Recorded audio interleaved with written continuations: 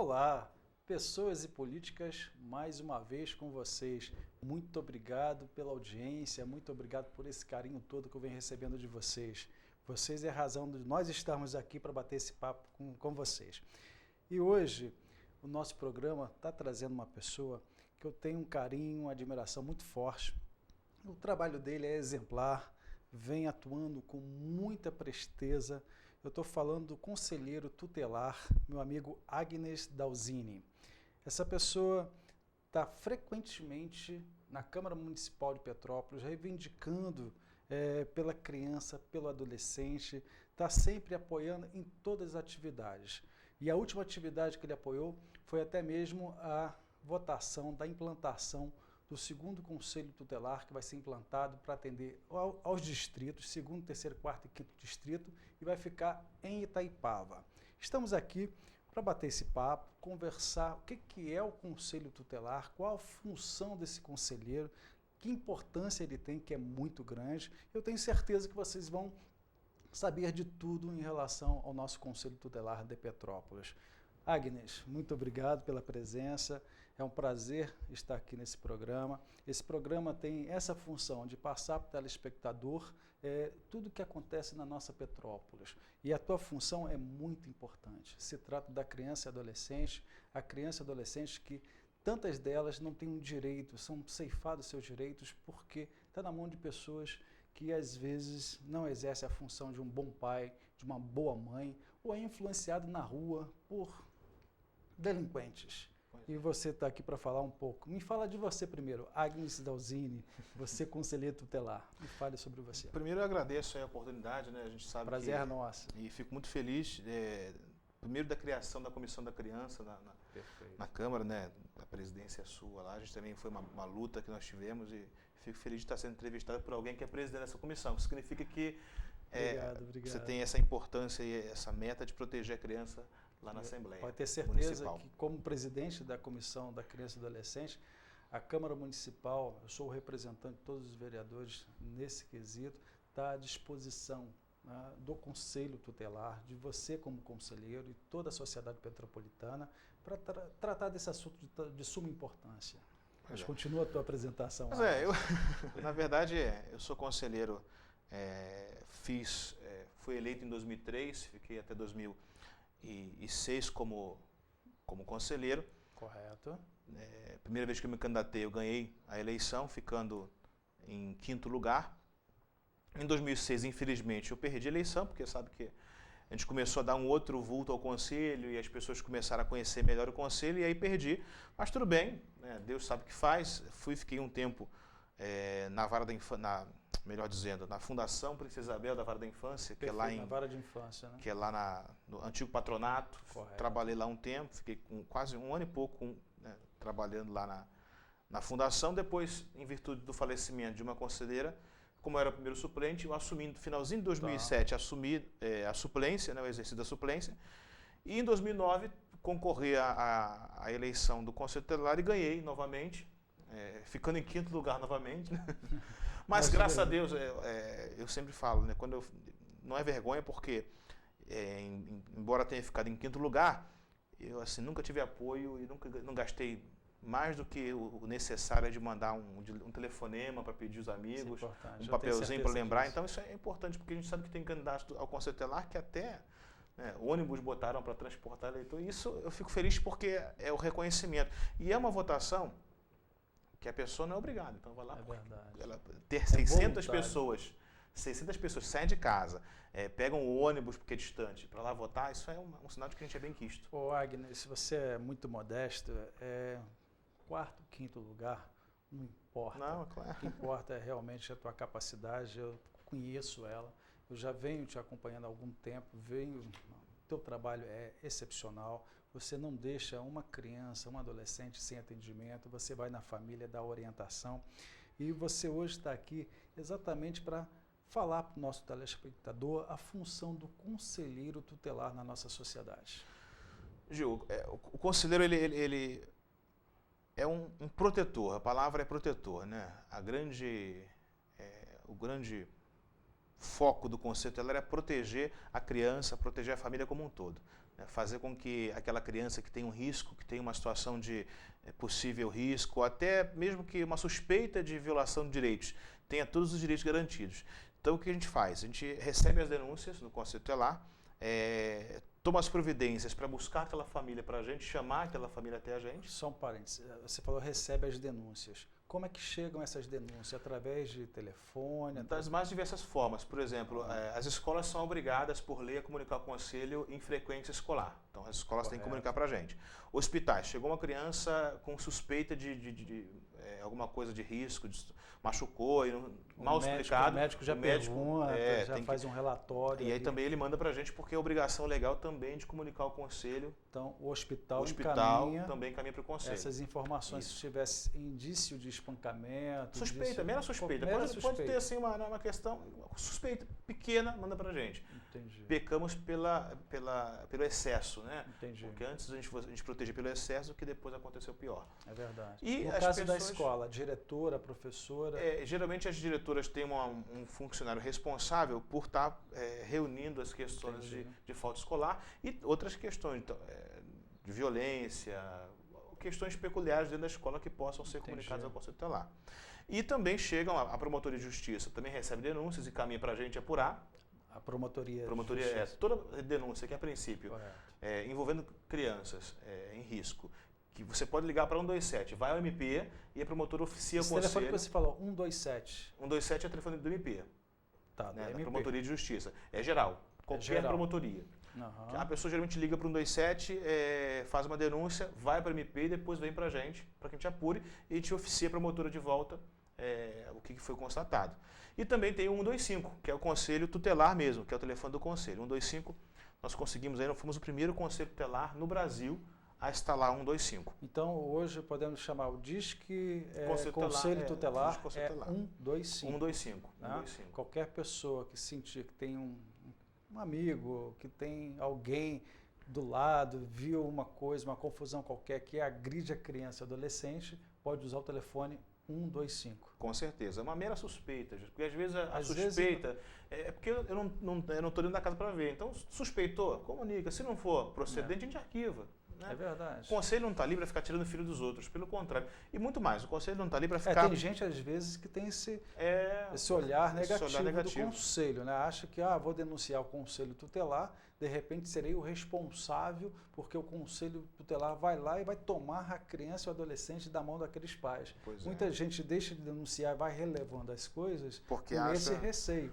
Mas não é esse o papel do conselho tutelar. Não. É averiguar os fatos, orientar a família, tomar providência e depois de confirmado, se tiver realmente uma situação constatada, não é isso? Até porque tirar a criança do seio familiar seria uma outra violência, em que pese que em dados momentos, em certas circunstâncias é necessário, mas é uma outra violência. A gente não quer tirar a criança do pai, tirar a criança da mãe, a gente quer proteger. Né? Muitas vezes a criança na família está sofrendo violência, então é por isso que o conselho, às vezes, em casos extremos, tem que tirar. Agora, fora dessa violência, dessa possibilidade de violência dentro da família, o conselho vai amparar a família porque a gente quer reequilibrar toda a família. Entendi. A intenção do conselho é fazer com que toda a família seja reestruturada, porque uma família bem estruturada, a criança vai estar protegida. Sem dúvida. Agora, não se fala em punir crianças. As pessoas têm mania de achar que o conselho tutelar é polícia de criança. Isso não existe. O conselho não é polícia de criança. Né? Usam termos até pejorativos que antigamente se usavam, de menor. A criança não pune de menor. O conselho não pune de menor. Né? O conselho está protegendo. As medidas que o conselho aplica são as medidas protetivas. É claro que... Dê um exemplo para nosso telespectador entender essas medidas protetivas de acordo com o Estatuto da Criança e do Adolescente. Sempre em cima do Estatuto. Sempre em cima do Estatuto. Né? Que é a lei que protege. O Conselho Tutelar usa e protege a criança e o adolescente, não é verdade? Por exemplo, chega a criança, o que o Conselho pode fazer quando a criança chega com o direito violado? Primeiro, obrigação de inclusão no ensino fundamental. O Conselho faz. Segundo, obrigação de matrícula. A criança, o pai a matricular, a medida aos pais responsáveis. Aí depois vai a questão da encaminhamento para o psicólogo, encaminhar para neurologia, os diversos encaminhamentos, orientação e acompanhamento temporário. Então, todas as medidas de proteção são para que aquela criança se desenvolva melhor. Com certeza. Agora, existem as medidas que não são para crianças, porque criança a gente entende legalmente que é até os 12 anos. De 12 a 18, adolescentes. Então, os adolescentes que cometem atos infracionais... A lei é diferente. É diferente. De 0 a 12 e de 12 é diferente. a 17. Até 12 anos, a criança está num período de formação e a gente quer o quê? Proteger a criança. Cercar com psicólogo, com pedagogo, com professor, tomar as medidas para que ela não esteja na escola, que ela não...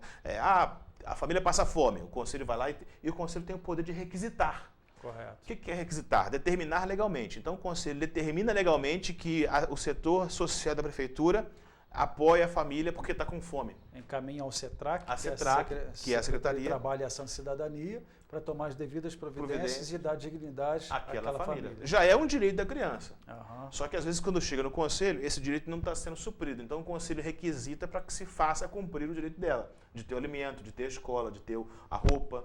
Você, Agnes, como conselheiro tutelar, você observa que ainda tem muitas famílias em condições, na nossa Petrópolis, que não têm condições de comprar um alimento, né, alimentar seu filho corretamente e não sabe dos seus direitos? Você ainda pega muitos casos nesse nível? Muita gente. E a maioria das pessoas preferem recorrer a igrejas, aos vizinhos. Elas não recorrem ao poder público, porque a responsabilidade é do poder público. Com certeza. Na verdade, a área social, né, toda a verba social, e o poder público tem assim, atendido as demandas, pelo menos que o conselho manda, porque não é um pedido, não por favor. É uma obrigação estatutária, está escrito ali. Não é um por favor, é um documento, é uma requisição. Olha só, essa família está com fome, cumpra-se, né? Faça cumprir a lei. Mas as pessoas preferem ir nas igrejas, porque as igrejas é mais fácil conseguir o alimento, preferem ir, às vezes, em outros lugares, lá em uns clubes, no Rotary, porque às vezes é difícil, a fila da CETRAC está grande, não quer esperar, ou então é longe. A fome não espera, A fome não espera. Quem então vamos na igreja pertinho de casa, porque o padre vai ajudar, o pastor vai ajudar. Ou seja, está sempre de pires na mão, mas tem que conhecer os seus direitos. Esse programa tem essa função, tá, Agnes? Claro, isso é importante. De orientar isso é importante. Realmente cada cidadão. Você que conhece alguém que está nessa linha de pobreza, precisa de alimentar seus filhos e não está assistido pelo poder público, utilize o nosso conselho tutelar, que ele vai encaminhar sim e vai dar dignidade a essa família. Porque mais do que um pires na mão, a gente quer fazer a família ter a sua cidadania exercida. Com certeza. E encaminhar para os CREAs da vida, que tem vários CREAs na cidade, encaminhar para que ele tenha a saúde vista. CREAs, né? Definição de CREAs. O nosso CREAs, telespectador. na verdade, o CREAS é o Centro de Referência de Assistência Social, que funciona aqui no município, ali na Dom Pedro, e que trabalha também com esse fortalecimento da família. Funciona onde? Na Dom Pedro. Na Rua Dom Pedro, aqui em Petrópolis. Petrópolis. Hoje em dia o CREAS está mais focado na questão da violência sexual. Crianças que são agredidas, que são abusadas. O CREAS faz esse acompanhamento, mas não só o pontual da questão do abuso, mas abraça a família para proteger a família. Então tem advogado, tem assistente social, tem psicólogo, que vão todos também junto com o conselho, uma equipe multidisciplinar para acolher a família. E hoje, como a demanda é grande, só atua na questão do abuso sexual. Entendi. Mas, quem sabe, mais para frente a gente consegue ter política pública para ter mais CREAs, para ter mais atuação, mais profissionais. Hoje o CREAS que está em funcionamento na Rua Dom Pedro, você julga como conselheiro tutelar que não é o suficiente para cobrir Petrópolis inteira? Não é o suficiente. O trabalho é importantíssimo, mas com certeza, se tiver... Talvez não vários CREAs, mas aumentar o efetivo de profissionais do CREAS, eu tenho certeza que vai abranger muito mais gente. E vai abranger o que é definido realmente para o que o CREAS faça, que é muito mais do que apenas o abuso sexual. Tem uma gama de proteção. Né? O CREAS recupera a família, o CREAS dá esse apoio, essa assistência. Né?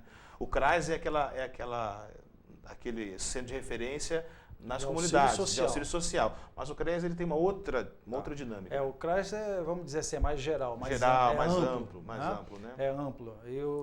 O CREAS é mais pontual. O CREAS é pontual, é dirigido à criança e ao adolescente. Bom, Agnes, vamos continuar esse bate-papo no segundo bloco, porque é muito importante. Temos muito que falar sobre a criança e adolescente. É um tema de suma importância que esse programa não poderia deixar de fora desse bate-papo. Tá bom? Continue vocês aí e já estamos de volta. Até breve. Você está assistindo ao programa Pessoas e Políticas com Gil Magno, todas as terças e quintas, às 14h30 e às 23h30. Acompanhe também pelo site www.gilmagno.com.br. Pessoas e Políticas de volta com vocês. Obrigado por esperarem. E retornamos ao nosso programa. Hoje eu não vou começar esse segundo bloco agradecendo, não. Vou começar cobrando. Cobrar das nossas autoridades, tanto no nível estadual quanto federal e municipal, a atenção que tanto merece a nossa população atingida pelas chuvas de janeiro desse ano. Estou falando isso porque ainda tem gente sem informações devidas, cidadão que foi atingido, que perdeu sua casa, familiar até mesmo, e não tem a devida orientação. Ontem, 31/10, estava presente numa reunião lá na Casa da Cidadania, e o cidadão atingido só queria saber de uma coisa: protocolo, seus direitos de moradia, né? Porque nem isso tem, não tem nenhum número de protocolo, não tinha, né?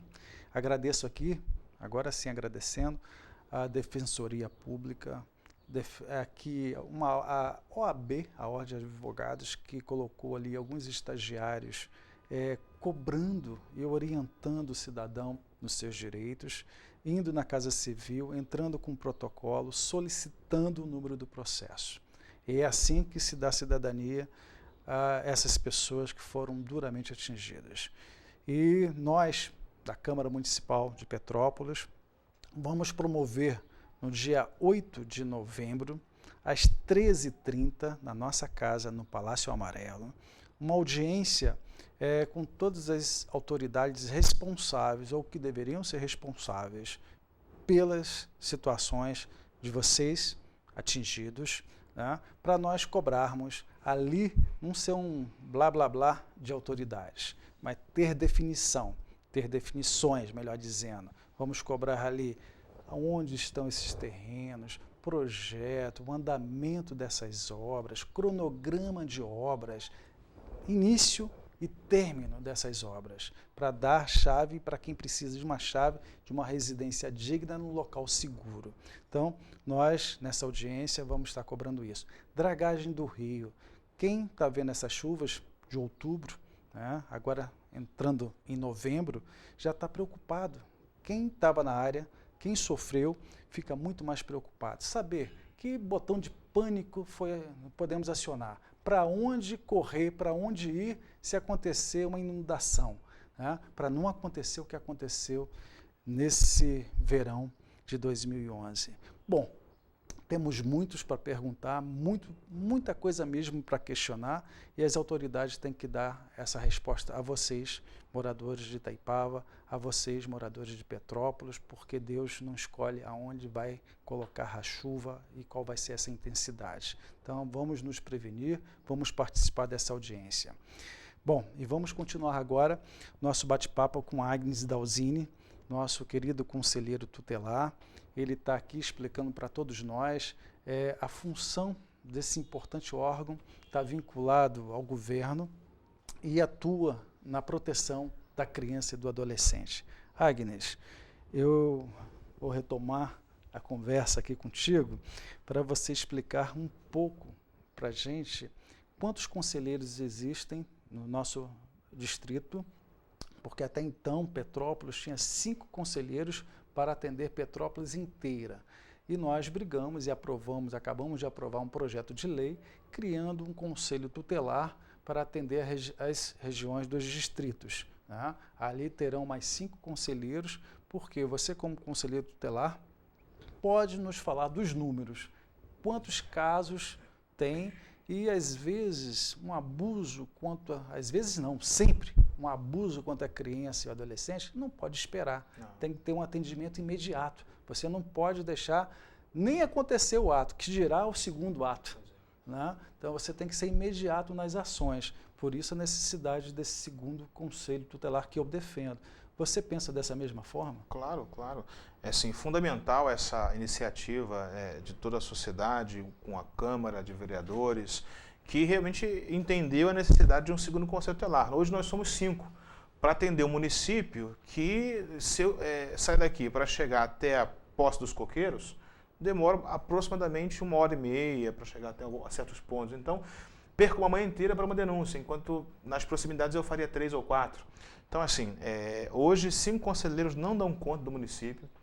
A resolução 139 do CONANDA já diz que a cada 100 mil habitantes deve-se ter um conselho tutelar. Então, é isso que nós brigamos sempre. É muito importante essa resolução. Para cada 100 mil habitantes, um conselho tutelar. Um conselho. Estamos 200 mil habitantes, né? 2 conselhos Daqui uns 4 anos, quando eu botar 300, quando o BGS decidir, mais 3 conselhos tutelares. Né? É fundamental, porque não é gasto. Para mim, não é gasto. Falar assim, um conselho tutelar é gasto. Em que pese que o salário dos conselheiros é pago pelo município, os funcionários, os transportes dos conselheiros na questão de viaturas, mas é investimento. Com certeza. Quando se pensa em criança, é investimento não só moral, mas literal. Uma criança que nós tiramos do risco, questões de saúde, questões de escola, com certeza são crianças que vão evitar muitos problemas futuros para o governo. Então, eu não penso nem dessa forma. Eu penso que é o direito da criança, é a garantia de uma criança sadia e realmente um cidadão completo na sociedade, né? Sem ser tolhido pelas violências, sem ser vitimado pelas circunstâncias. Então, é fundamental, né, a partir de maio do ano que vem, 29 de maio, tomam posse não só o Conselho 1, que vai abranger o primeiro distrito, mas o Conselho 2, que vai pegar do distrito de Cascatinho o segundo em diante. Até o 5º distrito. Até o 5º distrito. Fica 65% da população com o Conselho 1 aqui no primeiro distrito, e os outros 35% fica com o Conselho 2. Agora, aquela questão, o Conselho 2 acaba ficando com menos em população, mas em compensação a distância entre muito maior. Então acaba ficando verdade, elas por elas. Né? Essa questão da distância é muito importante. De Posse até Cascatinha é bem... e para você resolver uma denúncia que você recebe agora aqui no primeiro distrito, lá no 5º distrito tem uma distância. É claro, Ju, que assim, se ligam para a gente, digam assim, está acontecendo e a lesão é grave, o conselho para o que está fazendo e vai. De madrugada hoje nós tínhamos um conselheiro, eu não sei, na verdade, a gente tem a escala, mas hoje de madrugada, agora, são 6 horas, né?